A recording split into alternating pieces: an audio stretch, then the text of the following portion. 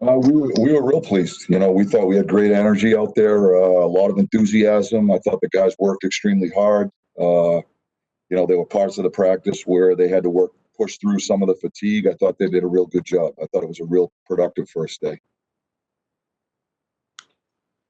Next question comes from Seth Rohrball from the Tribune Review. Go ahead, Seth. Hi, Mike. Appreciate your time. The players that were absent today, I realize you probably can't say much more than that they were absent, but just how much of a surprise or a swerve was that just finding out that last night? Well, the league has made a decision to report the injuries, all injuries for that matter, a certain way, and I think it's important that all of us be respectful of that. These players are competing for the Stanley Cup under unique circumstances, and their health and their privacy, I think, is really important. And my hope is that we can all be respectful of that. And I think the league has done a good job as far as establishing certain protocols and to protect the privacy of the players. So, I just think, to answer your question, as far as the news we got and the decision that was made, to quarantine the players out of caution, it is just going to be part of this process. And so we've talked about a lot of it as a staff, and that potential scenarios that could arise, and how we would handle them, and how we would react to them. And so it's just one of those things that we've got to be ready to adjust and adapt, and that's what we did out there today. And as I said, I thought we had a real productive first day. Next question is from Dejan. Dejan, go ahead.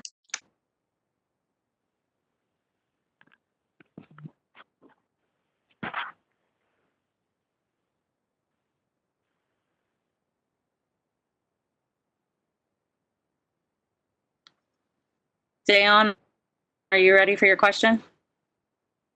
Yeah, sorry, Mike. I had the mute on. Any coach coming into the beginning of a training camp is going to be looking at conditioning, I would think, above all. Where do you see your team's general level of fitness right now, especially after watching them through a brisk practice like this? Well, I think our guys did a terrific job in controlling what they could to prepare themselves for this training camp. And so I think in my first impression of them is that we've got a pretty fit group. I do think there are aspects of the fitness that we have to address in order to get our guys game ready, and we're trying to do that. And most specifically, I think it's the belligerence, the combative drills, the tight area space, things of that nature, the pushing and shoving and leaning on guys, and that's a different type of conditioning, and that's really the only aspect of their conditioning that they haven't been able to address up to this point, because they've been trying to adhere to the guidelines the league has set out, and making sure that there was even social distancing taking place as best they could on the ice through the informal skates. But I was really encouraged by the participation of our guys with the informal skates. We had, for the most part, our entire team for a significant portion of it. And so these guys have been on the ice for a while, and they've worked extremely hard to get to this point. I think our players and the leadership of our players deserve a lot of credit for that. And as a result, I think we had the type of day that we had today. But I like the pace of the practice. I thought the guys did a real good job pushing through some of the battle stuff that we introduced them to, and we'll continue to add to that as we go here through the next couple of weeks. Next question comes from Mike DeFabo. Go ahead, Mike.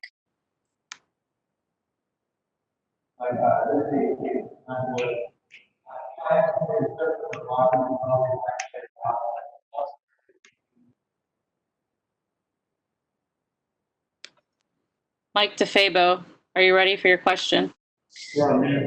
Sorry about that. I was on mute. I understand, it was just a precaution that you held these 9 players out, but elsewhere, the Canadians, I think 3 players tested positive. 2 teams had to shut down their training camps during phase 2. what's your level of optimism, considering all that the NHL will be able to eventually award a Stanley Cup?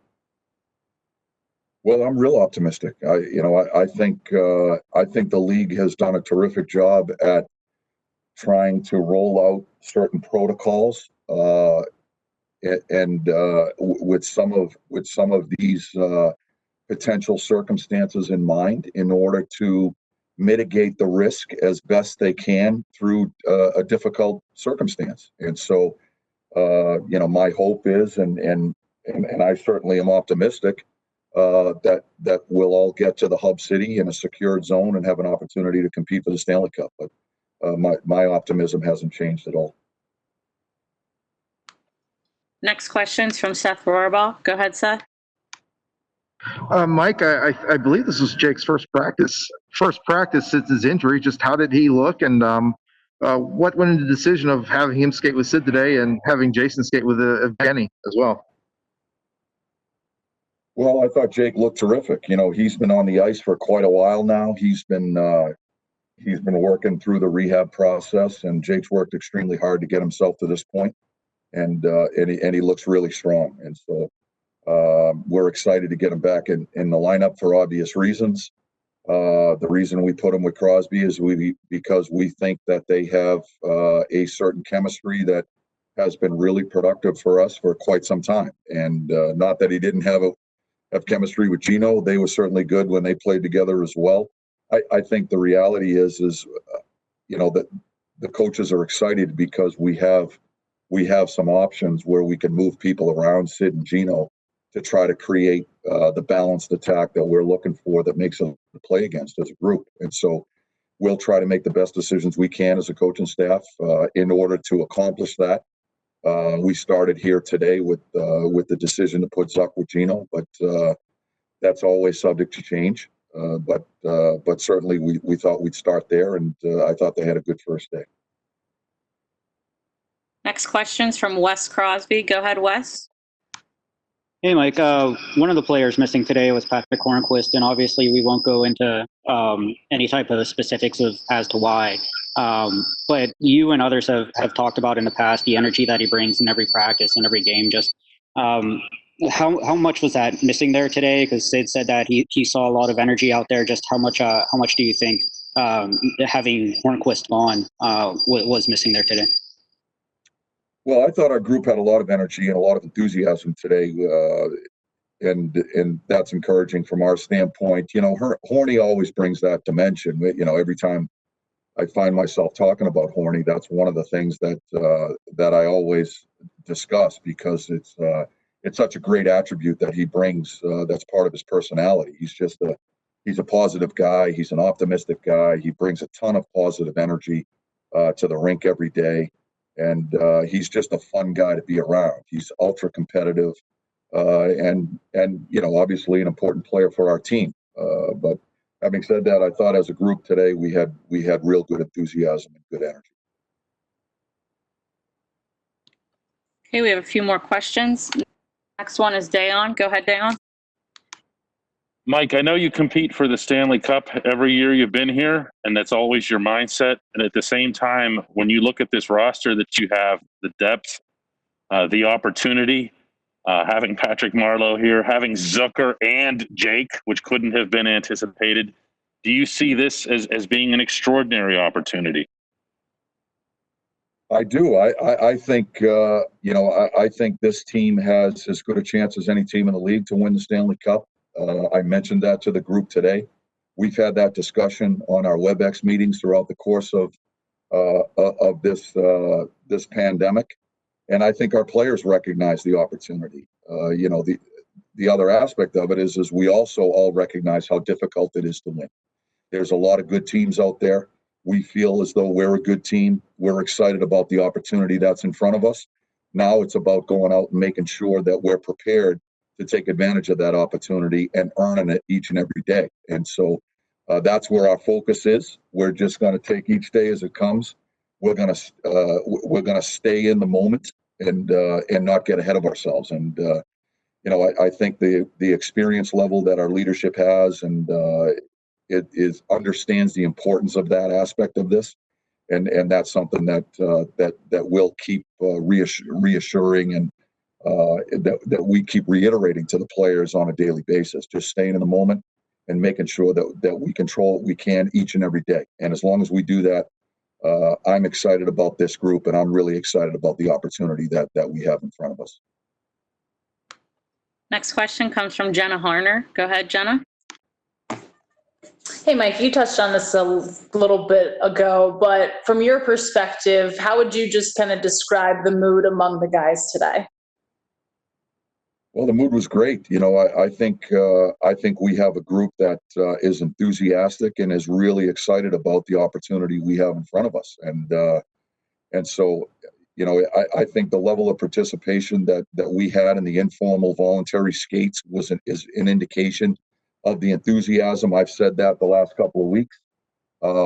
And so for me, watching the way the team practiced today with the energy level and the level of enthusiasm that we had out there is just affirmation that we've got a group that's excited. And now it's, as I just said, now it's about making sure that we control what we can each and every day to give ourselves the best opportunity to take advantage of this. And so, you know, our guys, I think, have it in perspective. They understand it. They get it.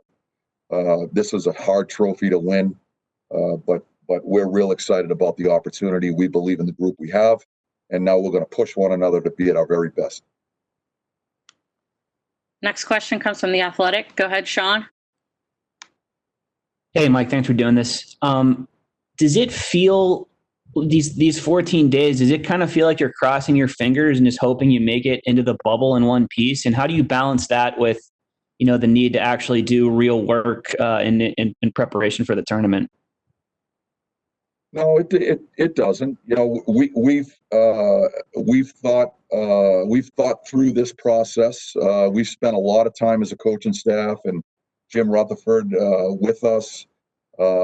There's been a lot of people involved. We've spent a lot of time thinking through this process and how we can do everything within our power and control what we can to mitigate risk and provide the safest possible environment we can for our players in order to do what we do. And we trust in that process. And that was a discussion we had with our players this morning. You know, we're not gonna spend all kinds of mental energy worrying about the what ifs. We're going to control what we can. We're going to trust the process, and we're going to go to work every day and go about our business. And if challenges present themselves along the way, we're going to solve the challenges as they come. And that's how we look at it. We're optimistic about the opportunity to get to the hub city and compete for the Stanley Cup, and that's where we're at. We have two more. Mike DeFabo, the Post-Gazette. Go ahead.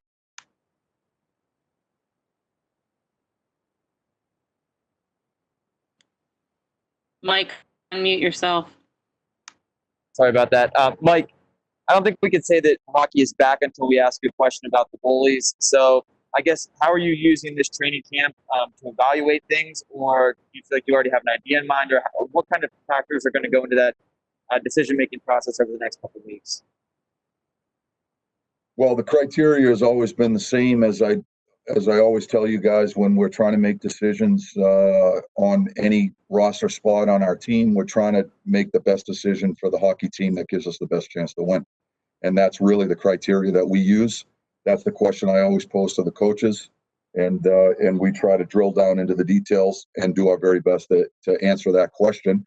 And ultimately, I try to make the best decision for the team.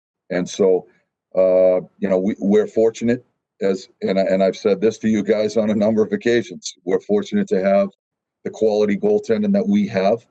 We've got two guys that we think are very capable guys, and we know that regardless of which guy's in goal, they're always going to give us an opportunity to win hockey games. And so it's something that the coaching staff has discussed. We have a game plan in mind. We choose not to share it with anyone else, but certainly that's something that we have discussed. Last question, Seth Rohrabaugh. Go ahead, Seth. Hi, Mike. What does Patrick Marleau still offer at this stage of his career?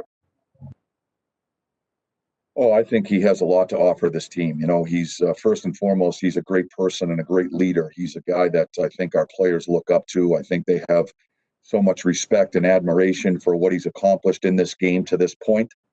And you know, I also think that that all of us would like nothing more than to see Patrick achieve the ultimate goal. And so, you know, that I think is I'm stating the obvious when I say that. I think as far as what Patrick brings as a player, you know, he's a guy that brings a ton of versatility to our team. He can really skate. He brings size.